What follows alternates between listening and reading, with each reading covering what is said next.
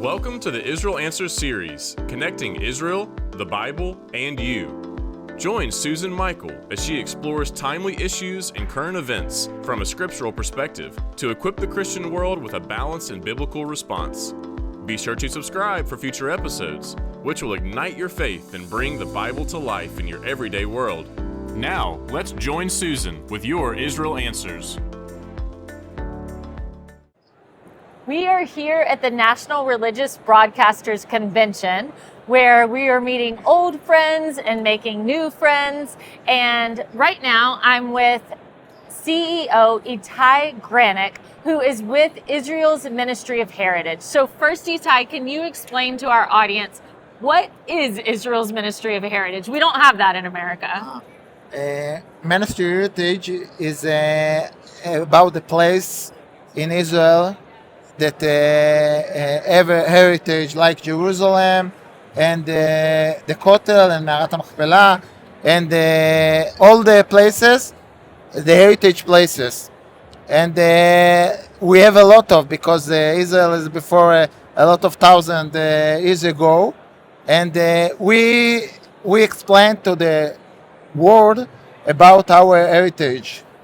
Okay, and you're here with, you brought a priest with you, and there's this booth here that you are highlighting Israel's heritage. And a lot of that is religious heritage, right? Yes. So can you give us an example of something that you brought here with you to the National Religious Broadcasters Convention? Yes, with me, Eyal. Eyal is an archaeologist. Okay. And we bring איך אומרים, מה? Funding from איך אומרים תקופה? Period of Temple 1. Okay, the first temple, Solomon's Yes, the first temple, the Solomon's temple. And we bring here to United States, and this is history of this is the history of Israel, history of the all of the world. Okay. And you bring it here because we wanted the people, we let the people to know all the history of Israel and the heritage of Israel. Right. Eyal, can you explain, so what exactly do we have here from the first temple period? So we brought here some findings that we found in archaeological sites, excavations inside Israel and the Judea and Samaria. Some of them are just day-to-day life of the palace. So we have weights and we have silver cuts. It's machatzit shekel in Hebrew, in the Bible it says. We have some coins and we have stamps and handles of jars that will bring as taxes to the king in administrative cities. So we have Hebron and we have Lachish and Jerusalem, of course. And we also have a ring that we found with the name of God, a Jehovah name, written as it is, Echad, part of our Tfilat Shema that we pray 3 times a day. And it was very exciting when we found it. We found it in Mount Gerizim, just next to the secular area. So it was probably of one of the priests that used to work in the temple. So it really was exciting to find. And we brought all of this here so we can really connect people to the heritage, to whatever we find in Israel, and make them more aware of all the antiquities and the connection that we all have basically into the Israel and Judea and Samaria in particular. Are you an archaeologist, or what is your field? Yes, I'm an archaeologist. I work in the Staff Officer of Archaeology in Judea and Samaria under the Ministry of Heritage. And we work to develop and to accessible all the archaeological sites that we have right now in Judea and Samaria that right now are pretty much unaware of. So people don't travel enough, and they used to travel just to do a small travel in and out. And there is so many sites. It's such a huge variety of sites from all different periods.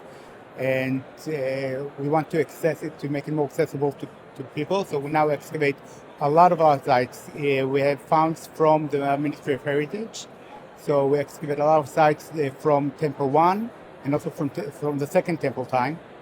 Basically, we reveal again the heritage, the Jewish heritage and the Israelite heritage. And of course, we find more later on periods of time that we don't forget about. If it's Byzantine churches, and we have inscriptions and mosaics and also from the Muslim periods of time. We make it all accessible, we develop them, we conserve them, and we hope that to bring more people in, and especially bring the awareness of the Judea and Samaria heritage and its place, because that's really the heart of everything. That's where everything started from. I think people don't realize that outside of Jerusalem, so much of what happened in the Bible, in the Torah and the Tanakh, happened in Judea and Samaria. So can you just name a few examples of places that are precious to Jewish spiritual heritage that are in Judea and Samaria? Yeah, that's exactly what it is. It's all around Jerusalem, basically. When Abraham came and walked and came to this country, so he walked from north to south, basically, and he passed through Jerusalem, but he went all the way to Hebron. And that's where he buried Sarah, and later on, Yitzchak, Yaakov, everybody except Rachel is buried there. That's near Hebron. And it's open and accessible, and Herod's built on top of it a huge burial monument, basically, which is Me'arat HaMachpelah. We have another side, it's called Tel Shiloh. It's 600 years, the Mishkan was in Tel Shiloh, and we excavate there, and it's open, and people can come and volunteer even in excavations there. We have Mount Ebal, where the Joshua Shrine, found in excavation in the 80s. It's a bit difficult to come. It's a complicated place to dance in Samaria still, but it's also where you can come and visit. And there's a lot of places. There is in Bethel, where Jacob fell asleep and dreamt about the ladder and the angels going up and down. I can go on and on, really. But that gives people an idea. I am actually volunteering to dig at Shiloh the last 2 weeks of June. I just signed up. So That's amazing. can you talk a little bit? So I'm familiar with the world of archaeology in Judea and Samaria, and there is a very glaring problem. So many amazing excavations are happening. So much is being discovered, but the world isn't hearing about it. Can you explain this problem? I can't explain this problem, but I can explain the difficulty that we have and encounter. The way that the old Judea and Samaria area was excavated and surveyed, and there's a lot of data about it. And I'm talking about scientific data for archaeological purposes. But right now there's kind of a boycott, and they won't let anyone to publish all the research, which it gives two problems. One, people want to stop and excavate and explore and find and uncover what we have in Judea and Samaria. And the second one, that things that have already been discovered are not published, so nobody knows about it. So it makes all the hard work that we've done be a bit like destroying those sites, because if you don't know about it, so all we left is what's been excavated and we don't know what there was. So it's like a dual problem that everybody losing about it, because if it's already been excavated, why don't let people know what was excavated? It doesn't really matter political thoughts or opinions. And if it wasn't excavated, don't you want people with scientific background and pure academic persons to do such a research, and then let them the platform to do so? And that's a really big problem and an issue that we're trying to face today. How to solve it, it's hard. Right. There's an ethics problem with archaeologists are supposed to be able to publish their finds, so the next generation of archaeologists can learn from that and build on that education. Itay, I have a question for you in terms of, I think what people don't realize is that when you talk about heritage, you're talking about ancient Israel, biblical Israel, and modern Israel. And modern Israel just experienced a biblical scale trauma, a biblical scale tragedy with what happened on October 7th. So what is your ministry doing to help tell that story of October 7th? Yes. In the 7th October, Israel, the terrorists make what they do, and all the world know what they do. But we need to get the story to the people, and that people know what happened, what they do, and now we see how much is important that the world know. And I think that after the war is finished, a lot of people of the world come to Israel, and we want that they come to Gaza Strip or to see what they do to the Israel, what the terrorism do to Israel, and what we need to do for the future. This not happened in the future, and we have the government. We have a lot of things to do, and we do this in the future. Good. So when Christians come to Israel, now part of what they need to see is to go to the Gaza envelope and to see what happened at Nova and to see what happened at kibbutzim. Yes, they see what in the kibbutzim, in the Gaza, in Sderot, in the car strip, and they see what happened. And I think that everybody, evangelist or all of the world that love Israel, need to go to Israel and to see this. And now is the time.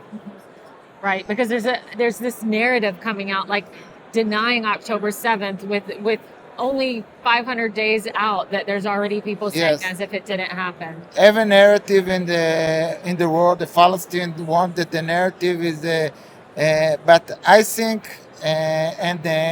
this week we meet in the 9/11 museum.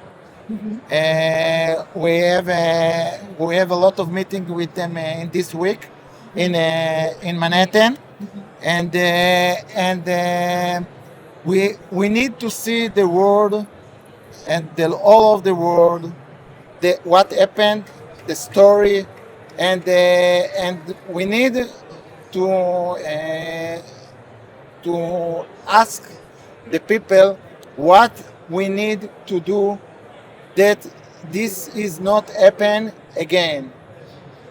And this is the work of us, and it's a lot of work because, like you say, they a narrative, lie narrative in the world, and that you come in Israel, we take you as a developer, and you see in yourself. Yes. Well, what you are both doing is so important. You're telling Israel's ancient story. You're connecting the ancient story to the modern story of Israel. And we know that Israel has always lasted, right? It's outlasted every attack, every enemy, everyone that had an evil intention for Israel, and it will continue to last. So I'm Israel Chai. Thank you so much for coming. Thank you so much for this interview. And we'll be in touch. Thank you. Thank you. We hope you have enjoyed this episode of Out of Zion with Susan Michael. Be sure to subscribe to Out of Zion now on Apple Podcasts, cpnshows.com, YouTube, or wherever you like to listen and learn. Out of Zion with Susan Michael is a production of ICEJ USA, all rights reserved.